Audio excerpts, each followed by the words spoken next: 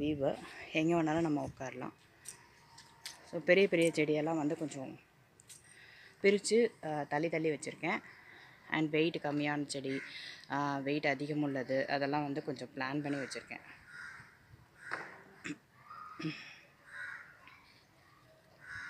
So overall வந்து clean பண்ணதுக்கு அப்புறமா பார்க்குறதுக்கு ரொம்ப அழகாக இருக்குது. எனக்கு இன்னும் நெக்ஸ்ட் ஒர்க் இருக்குது. ஸோ துணியெல்லாம் ட்ரை பண்ணணும். ரொம்ப வெயில் அதிகமாக இருக்குது.